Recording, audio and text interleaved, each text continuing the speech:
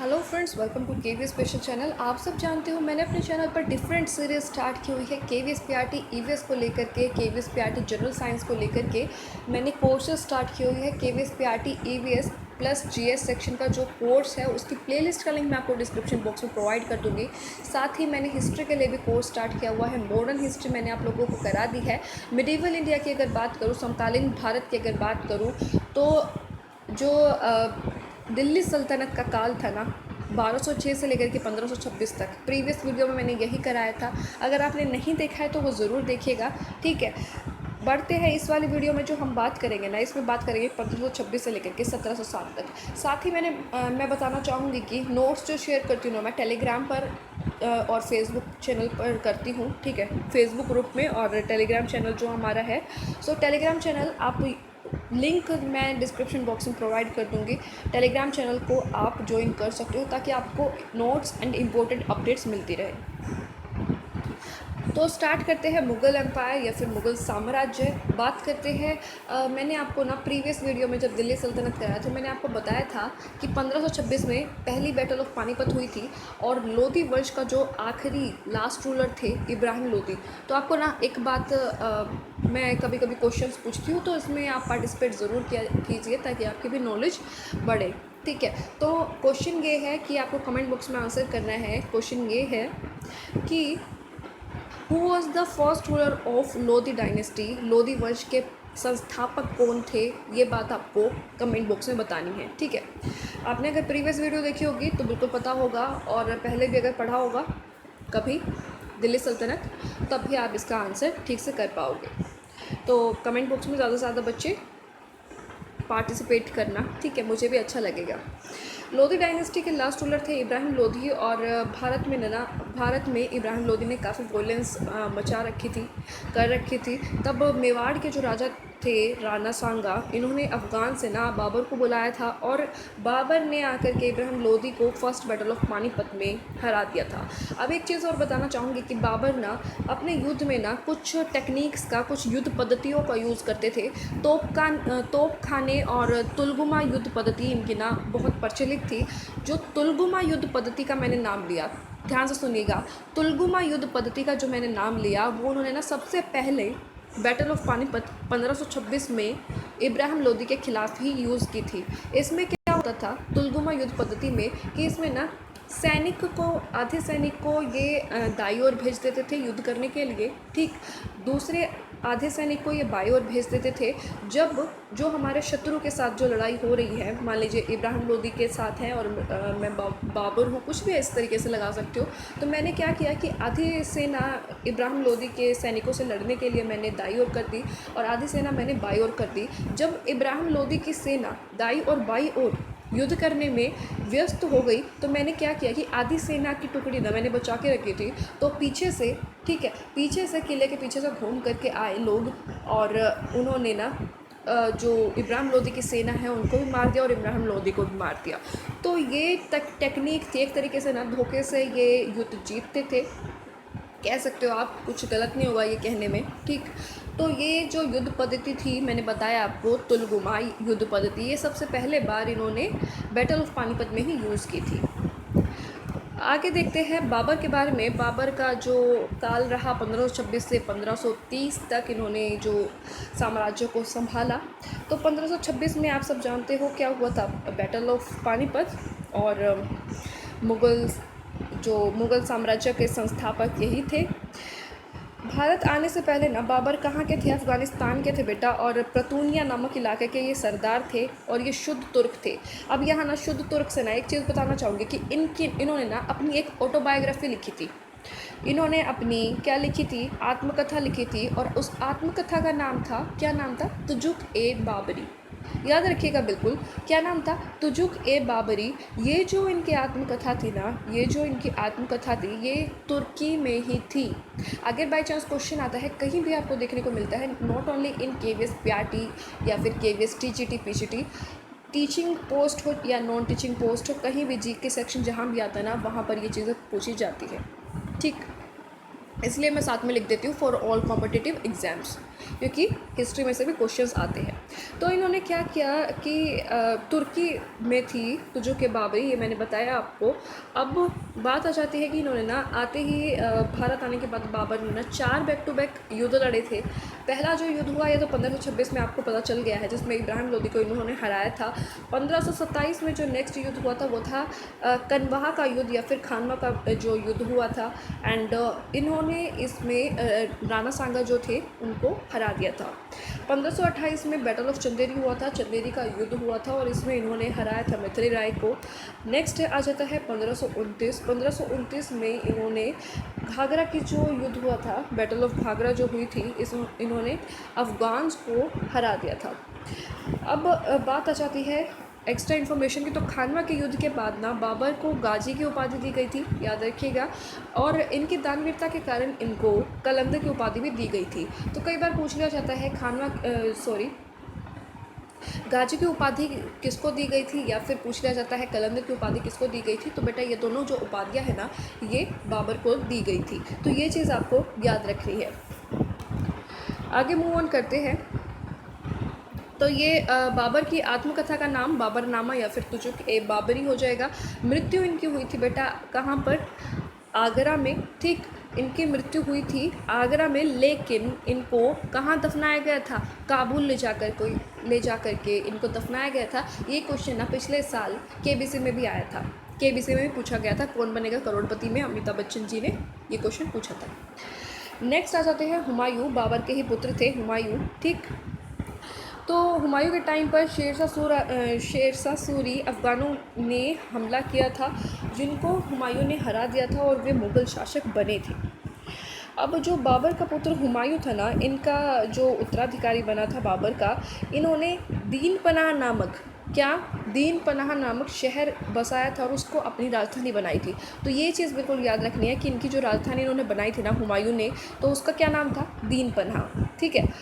अगर बात करें युद्ध की तो 1539 और 1540 में शेरशाह सूरी से पराजित हुए थे कि, ठीक है। ये चीज़ जो लिखी हुई है ना, मैंने आपको पहले भी बताया हुआ कि नोट्स ना ये बहुत साल पुराने हैं और इसमें तब मैं भी बहुत छोटी थी, इसमें कंप्लीट नॉलेज नहीं है। इस वजह से ना मैं एग्ज़ाम पॉइंट ऑफ व्यू से जितना भी मुझे लगता है ना एक्स्ट्रा इन्फॉर्मेशन मैं ऐड कर देती हूँ वीडियोस में, तभी मैं साथ में लिख करके देती हूँ कि नोट्स के रट्टे मत मारिए, वीडियोस को भी देख लीजिए क्योंकि उसमें भी एक्स्ट्रा इन्फॉर्मेशन है और एग्ज़ाम पॉइंट ऑफ व्यू से वो इम्पोर्टेंट है। तो मैंने अभी आपको कहा कि 1539 में, 1539 में और 1540 में, 1540 में शेरशाह सूरी से पराजित हो गए थे कौन, हुमायूं, और 15 वर्षों तक ये बेघर होकर के भटकते रहे थे, ठीक है।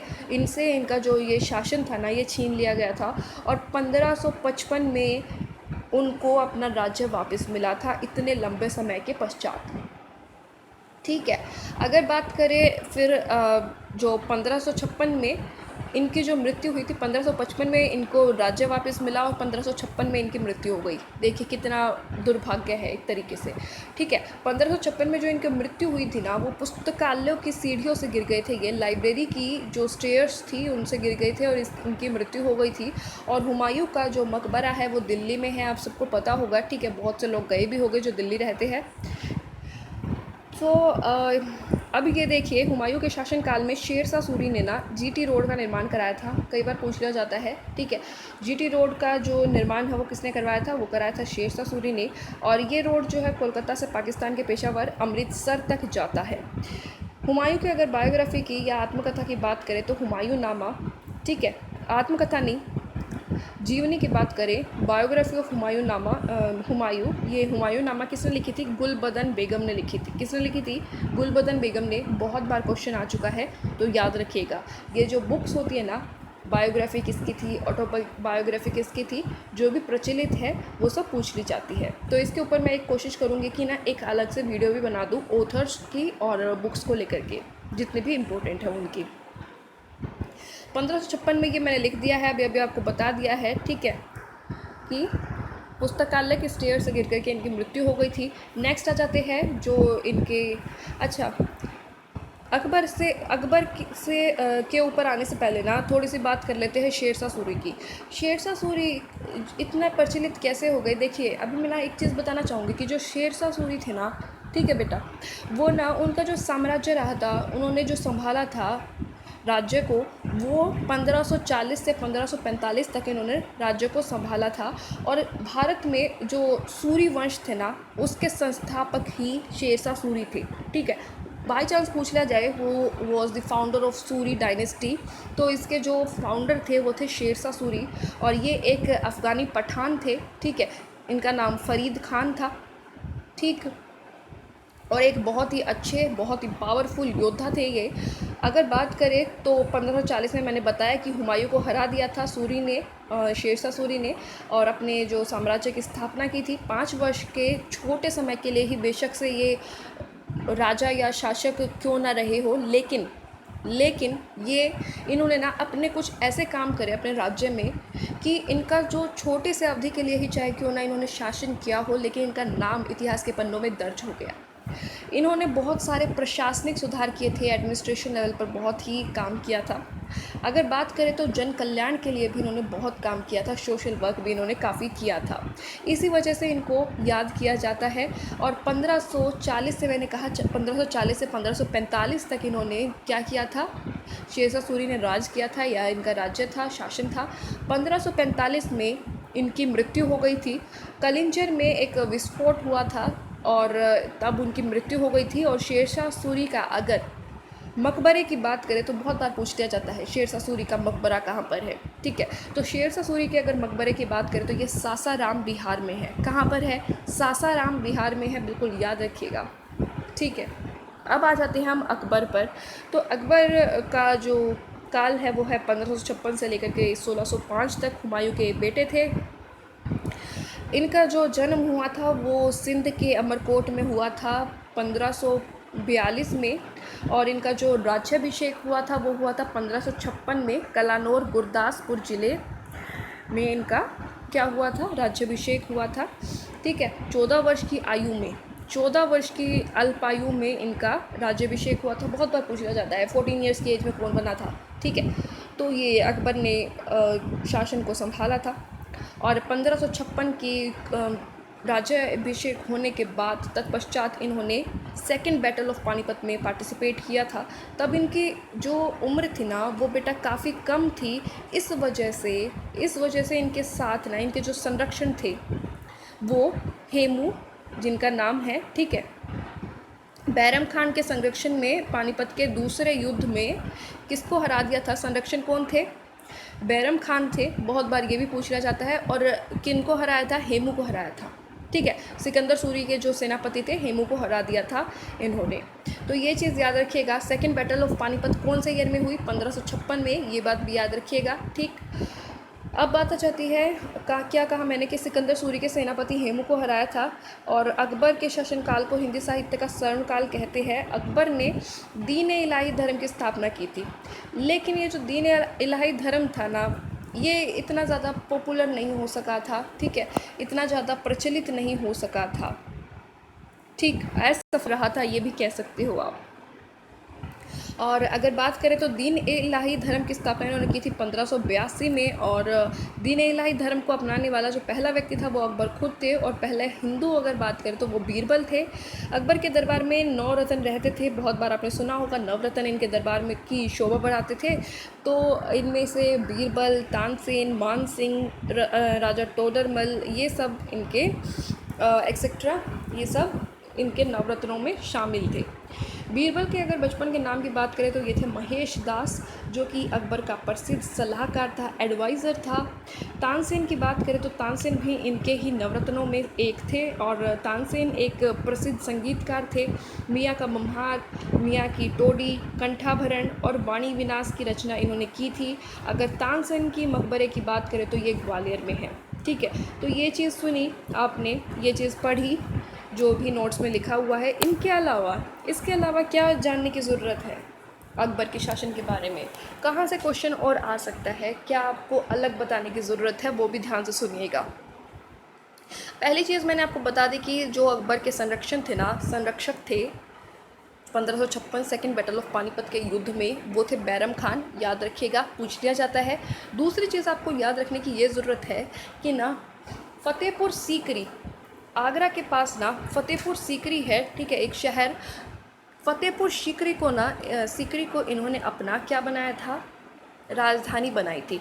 तो ये चीज़ भी कहीं पर नोट डाउन कर सकते हो, नोट्स बना सकते हो। क्या क्या बोला मैंने कि फतेहपुर सीकरी जो कि आगरा के निकट एक शहर था, उसको उन्होंने अपनी राजधानी बनाया था।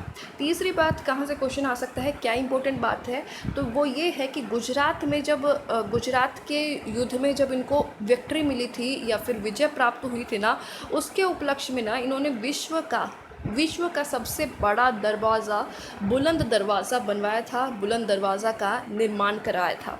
तो ये चीज़ भी आपको याद रखनी है। एक चीज़ और बताना चाहूँगी कि ना अकबर जो थे ना वो अनएजुकेटेड थे, वो निरक्षर थे, लेकिन उनकी सोच समझ काफ़ी अच्छी थी। इस वजह से इनको बहुत ही योग्यतम मुग़ल सम्राट माना जाता है। ठीक है, इनका व्यवहार भी काफ़ी कुशल था, इनकी जो शासन कला थी, इनके जो सोचने की ताकत थी वो बहुत अच्छी थी। ठीक, अगर बात करें अभी मैंने आपको बताया कि इनके जो अकबरनामा और आईन अकबरी इनके ऊपर जो पुस्तक लिखी थी, इनके जो लेखक थे ना अबुल फज़ल और अबुर रहीम, ये भी इनके दरबारी कवि थे। ठीक है, अकबरनामा और आईन अकबरी जैसे के लेखक जो थे अबू फ़ज़ल और अब्दुल रहीम, ये भी इनके दरबारी कवि थे, उनकी जो दरबार की शोभा बढ़ाते थे। टोडरमल की अगर बात करें तो ये वित्त मंत्री थे, फाइनेंस मिनिस्टर थे। बहुत बार पूछा जाता है राजा टोडरमल कौन थे, DSSP में भी पूछा जा चुका है। ठीक है, MCD में। ठीक, तो याद रखिएगा। नेक्स्ट आ जाती है बात जो अब इसके बारे में ना एक चीज़ और मैंने बताना चाहूँगी कि ना कई बार ना पूछ लिया जाता है कौन किसके समकालीन था, ये चीज़ पूछ ली जाती है। तो गोस्वामी तुलसीदास जी इनके कंटेम्प्रेरी आप कह सकते हो, क्योंकि गोस्वामी तुलसीदास जी ने जो रामचरितमानस की रचना की थी ना अवधी भाषा में, तो वो अकबर के काल के समय ही की थी। तो अगर पूछ लिया चाहे who was the contemporary of Akbar, और ऑप्शन में दे दें आपको तुलसीदास, सूरदास, या फिर और ऑप्शन रसखान दे दे, एक और नन ऑफ दीज कहते कुछ भी, तो राइट आंसर हो जाएगा गोस्वामी तुलसीदास, क्योंकि इन्होंने जो रामचरितमानस थी उसकी जो अवधी भाषा में रचना की हुई है ना, तो वो इन्हीं के काल में हुई थी। ठीक है, अच्छा, जो तानसेन की अगर बात करूँ तो तानसेन एक बहुत ही प्रसिद्ध संगीतज्ञ, मैंने आपको अभी बताया, ये चीज़ भी बताई कि तानसेन का मकबरा कहाँ पर है, ग्वालियर में। तो इन्होंने ना अकबर के लिए ही एक रचना की थी जिसका नाम था राग दरबारी। तो ये राग दरबारी जो रचना की थी ये खास करके अकबर के लिए ही की थी, विशेषकर अकबर के लिए की थी, और ये बहुत ही मतलब इम्पोर्टेंट है, ये कह सकते हो आप। अकबर का एक नीति थी, अकबर ने एक नीति पर विश्वास किया था काफ़ी, जिसे हम सुलह कुल के नाम से जानते हैं, जिसको हम शांतिपूर्ण सह अस्तित्व के नाम से जानते हैं। ठीक है, ठीक, अगर बात करें तो अकबर ने इलाहाबाद, आगरा व लाहौर के किले भी बनवाए थे, और इनकी जो मृत्यु थी ना, अकबर की जो मृत्यु थी बेटा, वो हुई थी कब, वो हुई थी 1605 में, और ये बेसिकली डिसेंट्री की वजह से हुई थी, पेचिश की वजह से हुई थी, या खूनी दस्त की वजह से इनकी मृत्यु हो गई थी 1605 में।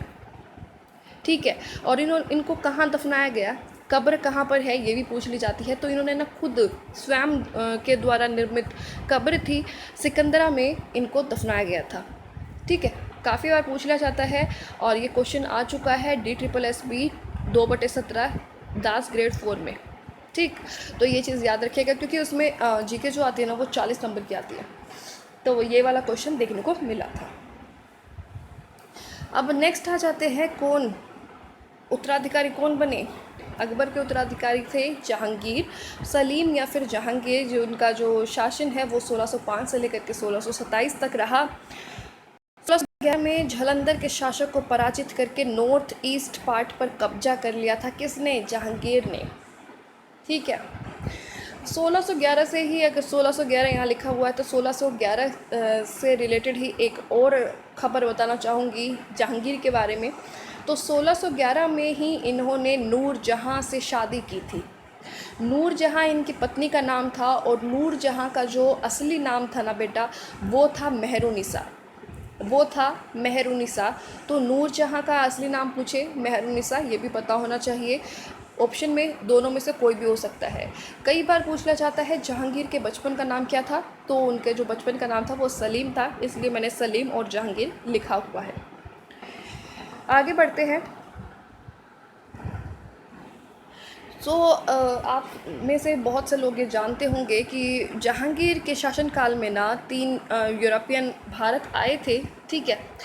तो ये जो भारत में आए थे, ये खास करके ये जो अंग्रेज़ थे, ये व्यापार के लिए अनुमति लेने के लिए आए थे, ठीक है, बिज़नेस के पर्पज़ से आए थे, यू कैन से। और विलियम हॉकिंस जो थे ना, वो पहले अंग्रेज़ थे जो जहांगीर के समय पे आए थे। तो विलियम हॉकिंस बेसिकली बेटा ये आए थे 1608 में, ठीक।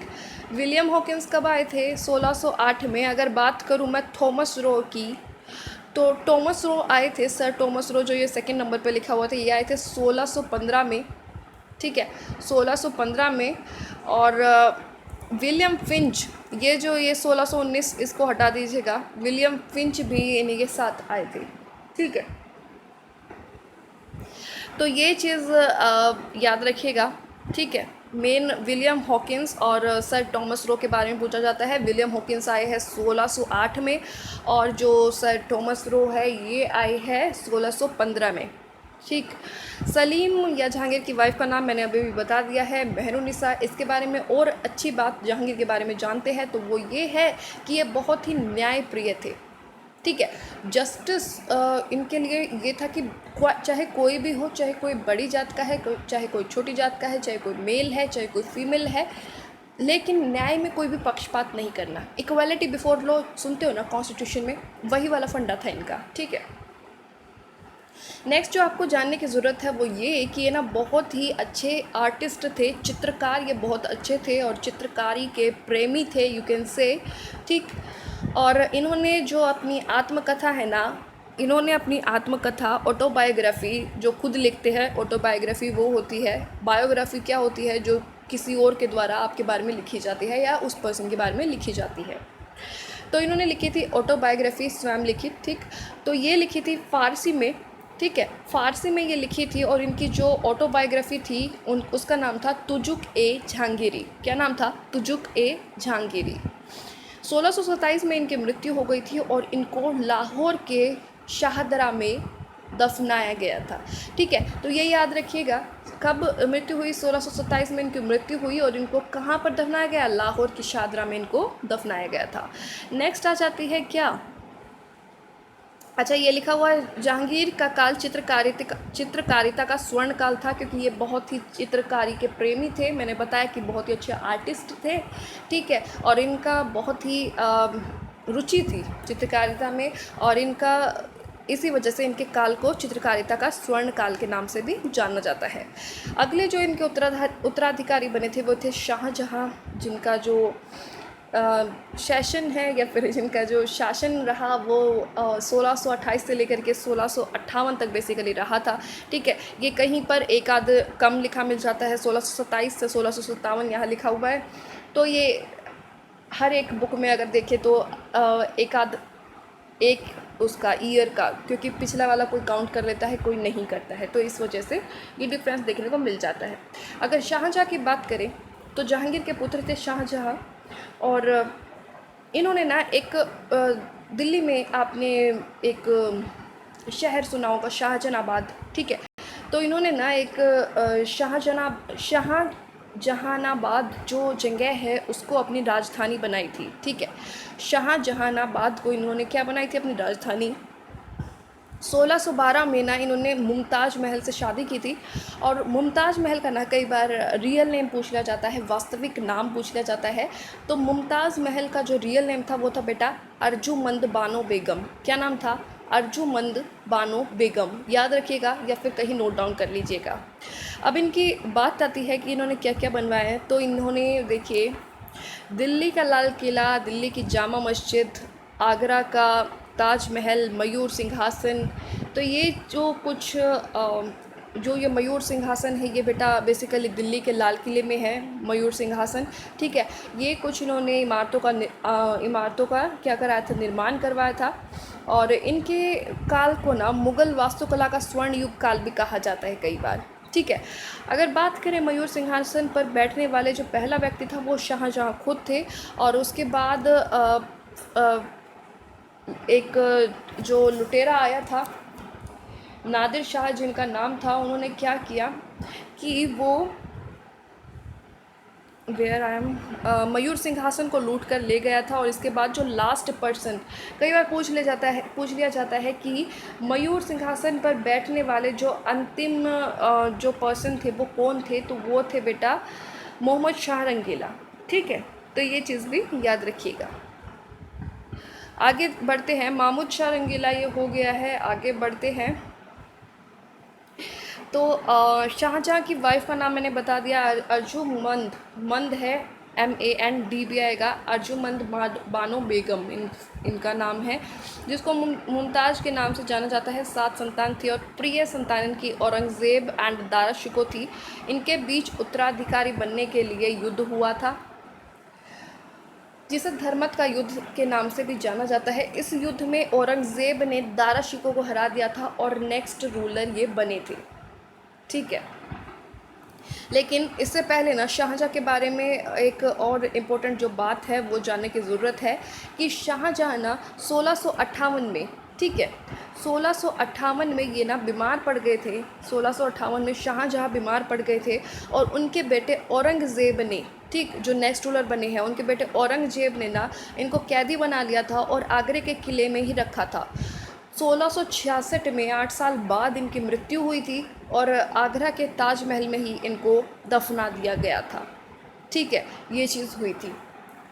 तो अब बात करते हैं कि औरंगज़ेब के बारे में। तो औरंगज़ेब अभी मैंने बताया कि किस तरीके से इन्होंने अपने पिताजी को गिरफ़्तार किया था या नज़रबंद कर लिया था आगरा में ही, और वहीं पर इन्होंने रखा था। और इनके जो भाई थे दारा शिको, शुजा, मुराद बख्श, ये सब इनके जो भाई थे 1658 से 59 में इन्होंने इनके साथ लड़ाई हुई थी ताकि सत्ता में आ सके या फिर सिंहासन इनको मिल सके। सामूगढ़ और धनमट के युद्ध में इन्होंने अपने भाइयों को हरा दिया था और गद्दी पर अधिकार जमा लिया था। औरंगज़ेब की अब बात करते हैं। औरंगज़ेब जो है बहुत ही एक प्रसिद्ध या फिर महान योद्धा थे। महान योद्धा इसलिए क्योंकि इनके समय पर जो साम्राज्य का विस्तार हुआ था ना वो सबसे ज़्यादा हुआ था। जितने भी एम्पायर्स अभी पढ़े हैं ना आपने, चाहे वो हुमायूं है चाहे वो अकबर है, ठीक है, तो सबसे ज़्यादा जो विस्तार हुआ था साम्राज्य का वो औरंगज़ेब के समय में ही हुआ था।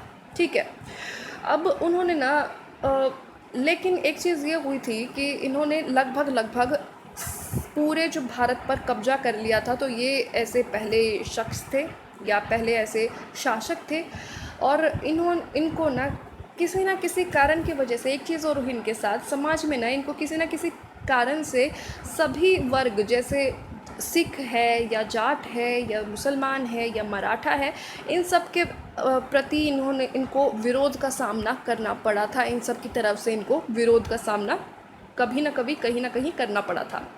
इन्होंने एक चीज़ और की थी कि इन्होंने जो सिखों के जो 9वें जो गुरु थे ना, सिख गुरु थे जो 9th तेग बहादुर, सॉरी, ठीक है, गुरु तेग बहादुर, उनकी हत्या इन्होंने करवाई थी, ऐसा माना जाता है।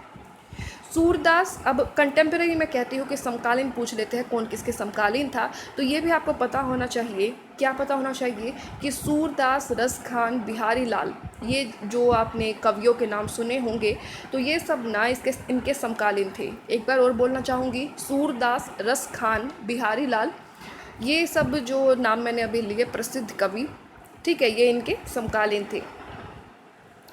अब जो बात ये आ जाती है कि ये भी संगीत प्रेमी थे और ये वीणा बजाते थे, ठीक है। और कई बार पूछ लिया जाता है कि कौन से जो राजा थे या मुग़ल एम्परर थे जो वीणा बजाते थे, तो इसका राइट आंसर हो जाता है औरंगज़ेब, ठीक।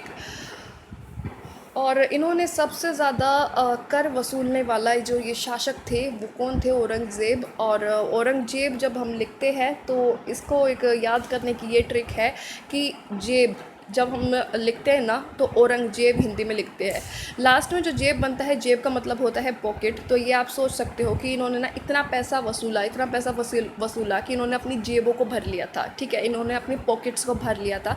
इस तरीके से आप याद रख सकते हो कि औरंगज़ेब ऐसे मुग़ल वंश के शासक थे जिन्होंने सबसे ज़्यादा कर वसूला था या फिर सबसे ज़्यादा टैक्स वसूला था। ठीक है, इनके गुरु का नाम मुहम्मद हाकिम था और लोग इन्हें आलमगीर और ज़िंदा पीर कहकर बुलाते थे। तो ये जो आलमगीर और ज़िंदा पीर है ना, मैंने कई बार बताया है कि इस टाइप की अगर किसी को उपाधि दी गई है या किसी को कुछ कहा जाता है, ठीक है, जैसे कुतुबुद्दीन ऐबक को लाखा बख्श के नाम से जाना जाता था। मैंने प्रीवियस वीडियो में बताया था जब आपको दिल्ली सल्तनत कराया था। तो इसी तरीके से ना आलमगीर और ज़िंदा पीर किसको कहा जाता था? औरंगज़ेब को कहा जाता था। इनके शासनकाल में सेना में सबसे ज़्यादा हिंदू थे और फिर बहादुर शाह आए। लेकिन जो लास्ट रूलर थे वो पता होना चाहिए, बहादुर शाह द्वितीय या फिर बहादुर शाह जफ़र के नाम से भी जाना जाता है, जो लास्ट रूलर थे मुग़ल एम्पायर के। और जो लास्ट अगर पावरफुल रूलर की बात करें तो वो औरंगज़ेब ही रहे थे, क्योंकि औरंगज़ेब ही ऐसे महान सम्राट थे जिसने लगभग 50 वर्ष तक अपना शासन किया था। ठीक है, अकबर ने जजिया कर को हटा दिया था। ठीक, एक चीज़ और बताना चाहूँगी कि अकबर ने जजिया कर को हटा दिया था, लेकिन दोबारा से जो रीइंट्रोड्यूस किया था ना जजिया कर ने, उसको पुनः जो क्या बोलते हैं, दोबारा से जिसने लगा दिया था, तो वो ऐसा करने वाले औरंगज़ेब थे। ठीक है, दोबारा से स्टार्ट करने वाले, दोबारा से जजिया कर को इंट्रोड्यूस करने वाले वो थे औरंगज़ेब। तो ये भी याद रखिएगा, कई बार पूछ लिया जाता है हु एबोलिश्ड जजिया कर, तो जजिया टैक्स, तो राइट आंसर हो जाता है कि री इंट्रोड्यूस अगर पूछे तो औरंगज़ेब, और एबोलिश की अगर पूछे तो अकबर ने इसको हटाया था। ठीक है, तो ये चीज़ आपको पता होनी चाहिए। अगर बात करें कि दिल्ली के लाल किले में मोती मस्जिद का नाम सुना होगा, दिल्ली के लाल किले में जो मोती मस्जिद है उसका निर्माण भी औरंगज़ेब ने ही कराया था। औरंगज़ेब 1707 में अहमदनगर में इनकी मृत्यु हुई थी। 1707 में अहमदनगर में इनकी मृत्यु हुई थी, लेकिन इनको दफनाया गया था औरंगाबाद में, और ये क्वेश्चन भी पूछ लिया जाता है, बहुत जगह पर देखा जाता है। तो ये चीज़ आपको पता होनी चाहिए। और जो बहादुर शाह जफ़र की अगर मैं बात करूं तो 1857 का जो विद्रोह, ठीक है, मॉडर्न हिस्ट्री में मैंने थोड़ा इसका जिक्र भी किया था, मॉडर्न हिस्ट्री मैंने कंप्लीट कराई थी, तब भी बताया था कि 1857 रिवोल्ट से किस तरीके से क्रांतिकारी की चिंगारी शुरू हुई थी, ये सब मैंने बताया था। तो 1857 के विद्रोह में ना अंतिम जो मुग़ल सम्राट मैंने बताया, बहादुर शाह द्वितीय या फिर बहादुर शाह जफ़र के नाम से जिनको जाना जाता था, उनको गिरफ़्तार कर लिया था और इनको न रंगून में एग्ज़ाइल कर दिया गया था, निर्वासित कर दिया गया था, निकाल दिया गया था, रंगून में भेज दिया गया था, और वहीं पर इनकी 1862 में इनकी मृत्यु हो गई थी। और एक तरीके से आप कह सकते हो कि मुग़ल साम्राज्य का अंत हो गया था। ठीक, तो ये चीज़ आपको जाननी ज़रूरी थी। ईरानी लुटेरा था जो नादिर शाह मोहम्मद था ना, नादिर शाह था, वो ईरानी लुटेरा था, और मोहम्मद शाह रंगीला उस पर मयूर सिंहासन पर बैठने वाला अंतिम पर्सन था, अंतिम शासक था। ठीक, तो ये चीज़ आपको पता होनी चाहिए। और जो नादिर शाह जो ईरानी लुटेरा था ना, उसने 1739 में 1739 में स्वर्ण जड़ित मयूर सिंहासन और कोहिनूर का जो हीरा था उसको लेकर के, उसको चुरा करके ये भाग गए थे। और इसी को ना करनाल का युद्ध के नाम से इसको हम जानते हैं। ठीक है, तो ये इम्पोर्टेंट इंफॉर्मेशन और थी, तो ये चीज़ आपको पता होनी चाहिए। अब जो हमने पढ़ा जितना भी, उसका एक ये क्वेश्चन की फॉर्म में थोड़ा सा समअप या समराइज़ कर लेते हैं। ठीक है, पहली चीज़ है जीटी रोड किसने बनवाई थी? तो ये बनवाई थी शेरशाह सूरी ने। गुजरात, अच्छा, शेरशाह सूरी का मैंने आपको बताया था कब, 5 वर्षों का इनका शासन रहा था, 1540 से लेकर के 1545 तक। ठीक है, गुजरात विजय पर अकबर ने क्या बनवाया था? बुलंद दरवाज़ा बनवाया था, विश्व का सबसे बड़ा दरवाज़ा। सेकेंड बैटल ऑफ पानीपत किस किस के बीच में हुई थी? अकबर और हेमू के बीच में हुई थी, जो कि सिकंदर सूरी के क्या बोलते हैं, सेनापति थे। ठीक। और अकबर के संरक्षण कौन थे? बैरम खान थे। ठीक। 14 वर्ष की आयु में ही इनका राज्याभिषेक हुआ था और 14 वर्ष की आयु में ही राज्याभिषेक होने के बाद इन्होंने द्वितीय पानीपत का युद्ध, सेकेंड बैटल ऑफ पानीपत लड़ी थी अकबर ने। संगीतज्ञ तानसेन किसके दरबार में रहते थे? अकबर, और नवरत्नों में शामिल थे। मुगल काल की भाषा क्या थी? फारसी थी। किस युद्ध के बाद भारत में मुगल्स की नींव पड़ी थी? फर्स्ट बैटल ऑफ पानीपत की, क्योंकि जो लोधी वंश के जो आखिरी रूलर थे इब्राहिम लोधी, उनको हरा दिया था बाबर ने। अकबर की जीवन गाथा लिखी थी किसने? अबुल फजल ने लिखी थी। ठीक है, मैंने बताया था आपको अकबरनामा। और अगर बात आ जाती है इनके ऊपर, दूसरी जो बुक है वो है आइन ए अकबरी, जिसे लिखा था अब्दुल रहीम दी, जो कि इन्हीं के दरबार में कवि थे। लास्ट मुग़ल रूलर की अगर बात करें तो वो आ जाते हैं बहादुर शाह द्वितीय या फिर बहादुर शाह जफ़र। अकबर का युवावस्था में संरक्षण कौन था? अभी अभी मैंने आपको बताया कि चूँकि यह है बहुत कम उम्र के थे तो इनका संरक्षण कौन था? बैरम खान थे।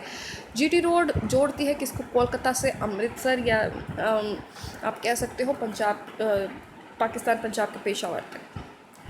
फर्स्ट बैटल ऑफ पानीपत में बाबर से कौन पराजित हुआ था? तो ये हुए थे इब्राहिम लोधी, लोधी वंश के जो अंतिम शासक थे। और आपको मैंने कहा है कि कमेंट बॉक्स में ज़रूर बताइएगा कि लोधी वंश के संस्थापक कौन थे।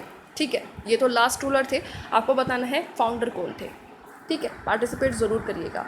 किसको आलमगीर कहते थे? तो मैंने आपको बताया था औरंगज़ेब को आलमगीर, और जिंदा पीर के नाम से भी किसको जाना जाता था? औरंगजेब को ही।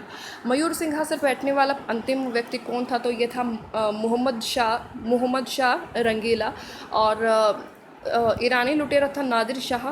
तो ये 1739 में लूट करके ले गए थे मयूर सिंहासन को और कोहिनूर के डायमंड को। ठीक। जिंदा पीर अभी भी बता दिया है किस मुगल शासक को कहते थे? औरंगजेब को कहते थे। तानसेन का मकबरा कहाँ पर है? तो तानसेन का मकबरा है ग्वालियर में, और तानसेन जो थे ये अकबर के दरबार में थे। जामा मस्जिद किसने बनवाई थी? तो जामा मस्जिद बनवाई थी बेटा शाहजहाँ ने। और आपको एक चीज़ और बतानी है कि शाहजहाँ की जो नहीं, शाहजहाँ, ये तो बहुत ईजी हो जाएगा।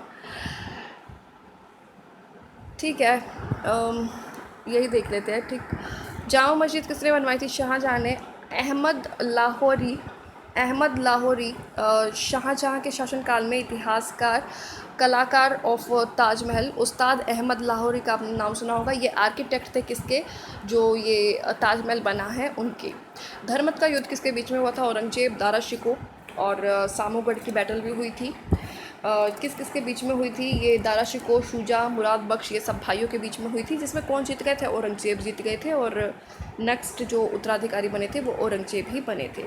औरंगजेब कौन सा वाद्य यंत्र बजाते थे? तो ये म्यूज़िक, मतलब म्यूज़िक लवर थे, और वीणा ये बजाते थे। तो ये चीज़ भी याद रखिएगा। अच्छा, एक क्वेश्चन और देती हूँ, तो आपको ये बता दीजिएगा कि ना जो औरंगजेब की जो मृत्यु हुई थी तो इनको कहाँ पर दफनाया गया था? कहाँ पर ये मरे थे और कहाँ पर इनको दफनाया गया था, और कौन से ईयर में हुई थी? ये चीज़ भी बता दीजिएगा कमेंट बॉक्स में। ठीक है, आपने ये वीडियो देखी उसके लिए थैंक यू सो मच। यहीं पर होता है मुग़ल शासन या फिर मुग़ल एम्पर ख़त्म।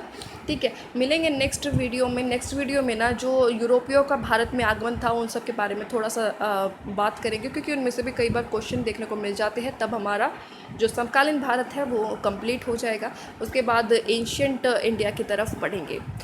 ठीक। फर्स्ट टाइम अगर वीडियो देख रहे हैं तो सब्सक्राइब ज़रूर करिएगा। सिर्फ टीचिंग नहीं, नॉन टीचिंग पोस्ट के लिए भी इक्विवेलेंटली इंपॉर्टेंट है ये वीडियोस। आपने ये वीडियो देखी उसके लिए थैंक यू सो मच। पसंद आए तो लाइक कर दीजिए, शेयर कर दीजिए, सब्सक्राइब कर दीजिए। ठीक है, और थैंक यू सो मच। मिलते हैं नेक्स्ट वीडियो में।